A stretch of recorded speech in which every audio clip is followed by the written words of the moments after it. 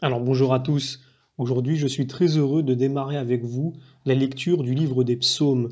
Alors évidemment, nous n'allons pas commencer tout de suite sa lecture, nous allons plutôt l'introduire sur plusieurs vidéos pour bien pénétrer la profondeur, les richesses, la beauté de ce livre qui est vraiment le cœur de la Bible. Alors l'intitulé de cette vidéo, c'est Le Christ au cœur des psaumes, puisque nous n'oublions pas, et nous le verrons pourquoi, le Christ est vraiment le cœur même des psaumes, puisque de toute façon le Christ est le cœur de notre foi, de nos actes, plutôt la finalité de nos actes, la finalité de nos pensées, il en est en même temps la cause. Donc il est normal que le Christ, qui est le Logos, qui est l'alpha et l'oméga, soit également au cœur des psaumes. Alors, avant d'aller sur ce terrain-là, je souhaiterais rappeler que le pseudo-Denis nous fait remarquer que les psaumes reprennent sous le mode de la louange tout ce qui est contenu dans la Sainte Écriture.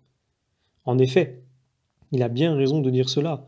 Comme la Bible a des livres historiques tels que la Genèse, l'Exode, les Chroniques ou les Maccabées, le livre des psaumes comporte des psaumes historiques. Par exemple, le 78e qui se trouve au milieu exact du psautier, ou les 105 et 106e.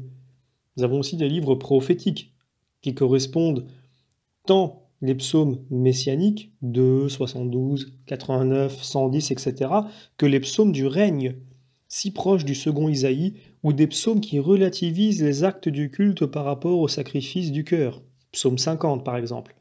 Nous avons également des livres sapientiaux qui font écho des psaumes qui rappellent Job ou Coëlette, notamment psaume 73, ou d'autres qui s'expriment comme les proverbes de la sagesse, pardon, psaume 49, comme le Cantique des Cantiques également, psaume 45, ou encore Médite sans trêve la loi de Dieu, psaume chapitre 1 ou psaume 119. On sait que les Juifs répartissaient les livres bibliques dans les trois groupes de la loi, Torah, les prophètes Nébihim et les écrits Ketubim, qui ne recouvrent pas exactement ce que nous venons d'appeler les livres historiques, prophétiques et sapientiaux. C'est à cette distinction que se réfère Jésus quand il veut montrer aux disciples d'Emmaüs comment les Écritures parlent de lui. Il fallait que s'accomplisse tout ce qui est écrit de moi dans la loi de Moïse, donc la Torah, les prophètes et les psaumes. En effet, le livre des psaumes est le premier des écrits de la Bible hébraïque. Les louanges, ou Tehillim en hébreu, qui le composent, chantent à la fois la loi, les prophètes qui les précèdent et les hagiographes qui les suivent. Si les psaumes chantent sur le mode de la louange tout le contenu des Écritures, et si le Christ est le centre des Écritures, il n'est donc pas étonnant de constater que non seulement les psaumes chantent le mystère du Christ, mais que le Christ a chanté dans les psaumes son propre mystère, ce qui veut dire que quand nous les chantons, nous y entrons nous-mêmes. Donc voilà cette introduction un petit peu à cette vidéo et justement à ce thème que nous allons aborder, que le Christ est vraiment au cœur des psaumes. On sait bien et on le voit bien, toute la vie du Sauveur est prophétisée dans les psaumes, c'est ce que nous verrons d'ailleurs de façon beaucoup plus approfondie dans les vidéos que nous allons faire par la suite. Donc la tradition chrétienne l'a bien compris, et cela dès le Nouveau Testament.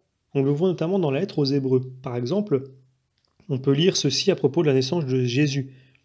En entrant dans le monde, le Christ dit « Tu n'as voulu ni sacrifice ni oblation, mais tu m'as façonné un corps.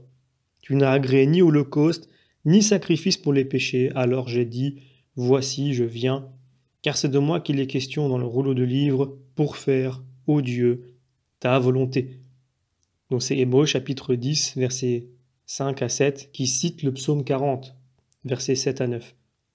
Les premiers et deuxièmes chapitres de cette même lettre multiplient les citations psalmiques pour montrer combien le Fils incarné, le Messie, est supérieur aux anges.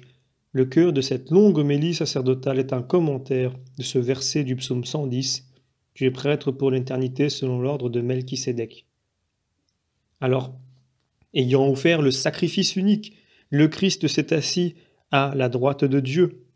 Nous avons toujours ce parallèle, psaume 110 avec Hébreux chapitre 8, etc. Ainsi, l'épître va de la naissance divine, de la naissance humaine de Jésus, à sa glorification à la droite du Père, appuyant son enseignement sur les louanges d'Israël. Nous avons également de tout premier discours de Pierre au matin de la Pentecôte qui montre que, dès l'origine, la catéchèse chrétienne prenait appui sur les psaumes, avec Pierre qui cite longuement le psaume 16. « Ma chair reposera dans l'espérance que tu n'abandonneras pas mon âme à l'Hadès et ne laisseras pas ton sein voir la corruption. Tu m'as fait connaître des chemins de vie, tu me rempliras de joie en ta présence, pour l'appliquer à l'ensevelissement et à la résurrection de Jésus. » Et donc, on voit bien qu'il exprime clairement sa conviction que David parlait du Christ. Et il commente « Frères, il est permis de vous le dire en toute assurance, le patriarche David est mort et a été enseveli, et son tombeau est encore parmi nous. Mais comme il était prophète et savait que Dieu lui avait juré par serment de faire asseoir sur son trône un descendant de son sang, c'est une citation de Psaume 132, il a vu d'avance et annoncé la résurrection du Christ qui en effet n'a pas été abandonné à l'Hadès et dont la chair n'a pas vu la corruption.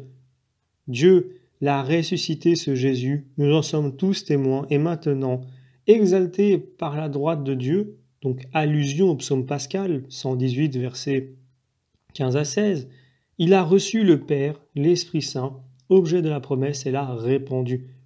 C'est là ce que vous voyez et entendez, car David lui n'est pas monté aux cieux, or il dit de lui-même, « Le Seigneur a dit à mon Seigneur, siège à ma droite jusqu'à ce que j'aie fait de tes ennemis un escabeau pour tes pieds. » C'est également une citation du psaume messianique, chapitre 110.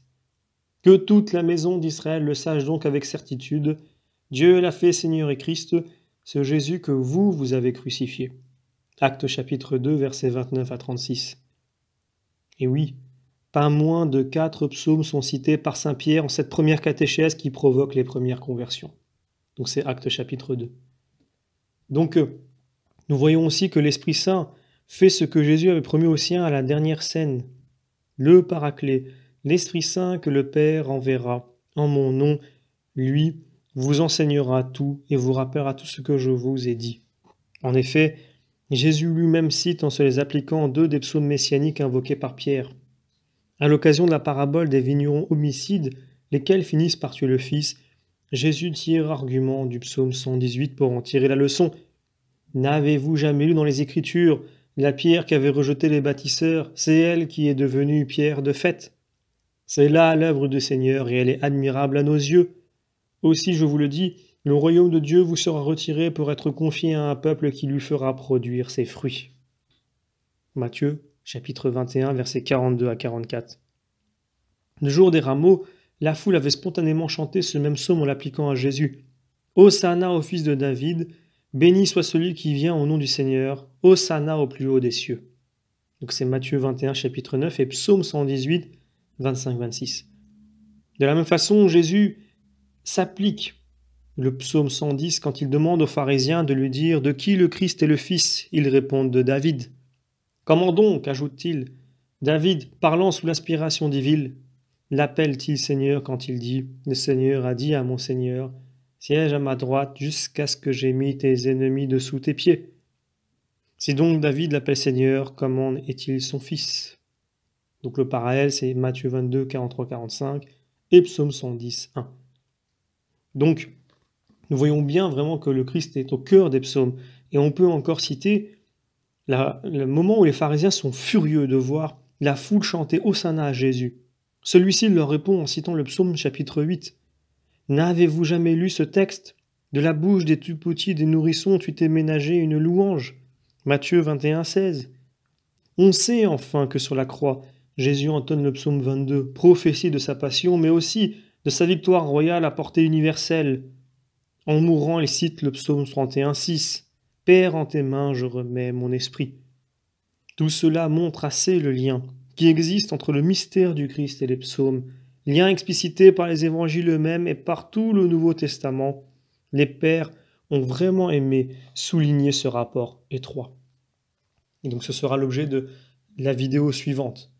Donc, évidemment, je n'ai pas cité au départ que je reprenais les œuvres qui ont été éditées par la maison d'édition Ansiguier, devenue Mediapol, la Bible chrétienne, dont je vous mets systématiquement le lien dans la description. Évidemment, nous les remercions de pouvoir mettre à disposition ces textes pour faire ces vidéos. Et je vous donne rendez-vous maintenant pour la prochaine vidéo. Il sera question du rapport des pères avec les psaumes.